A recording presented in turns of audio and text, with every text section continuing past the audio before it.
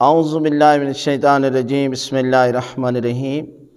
چاند گرہن میں کیا کریں؟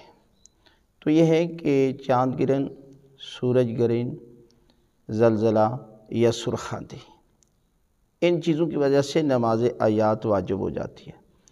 اور یہ چاند گرہن اللہ کی نشانیوں میں سے ایک نشانی ہے۔ یہ نہیں ہے کہ جس طرح لوگوں کو اتنا خوف اور ان کے اندر جو ہے وہ بہت بڑا وسوسے پیدا کیے جاتے ہیں کہ یہ نہ کرو، یہ نہ کرو، سورج گرہن میں یہ نہ کرنا، چاند گرہن میں یہ نہ کرنا، ایسی بات نہیں ہے۔ جس طرح دن اور رات اللہ کی نشانیوں میں سے ایک نشانی ہے، اسی طرح سورج گرہن، چاند گرہن یہ اللہ کی نشانیوں میں سے ایک نشانی ہے۔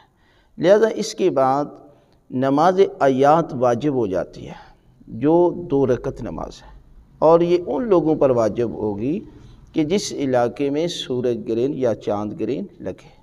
اب یہ ہے کہ جس علاقے میں دیکھا جائے گا چاند گرہن، تو اس علاقے پر نماز آیات واجب ہو جائے گی، دوسروں پر واجب نہیں ہوگی۔ دیکھیں یہ جو ویڈیو ہے یہ پوری دنیا کے انسانوں کے لیے ویڈیو ہوتی ہے۔ لہذا آپ نے 2 رکعت نماز پڑھنی ہے۔ 2 رکعت نماز آیات پڑھتا ہوں یا پڑھتی ہوں، واجب قربتاً اللہ، اور سورہ الحمد کے بعد ایک سورت کے 5 حصے کرنے ہیں۔ یعنی مثلاً آپ پڑھ لیتے ہیں بسم اللہ الرحمن الرحیم کر کے، تو اللہ اکبر کر کے الحمد پڑھنے کے بعد صرف بسم اللہ پڑھیں، رکوع میں چلے جائیں، پھر کھڑے ہو کر ایک آیت پڑھتے ہیں قل هو اللہ احد، تو پھر رکوع میں چلے جائیں، اسی طرح آگے بھی پڑھتے جائیں، اور یعنی 5 آپ نے اسے کر لینے اسی صورت کے، ٹھیک ہے، جیسے ہم آپ کو پہلے ویڈیو بھی بتا چکے ہیں۔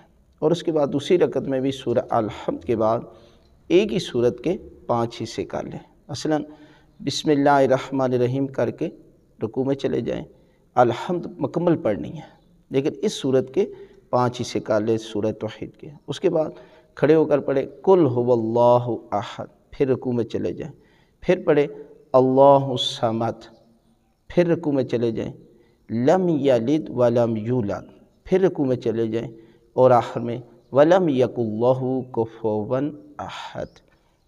یہ آپ نے ایک صورت کے 5 حصے کر لیے ہیں۔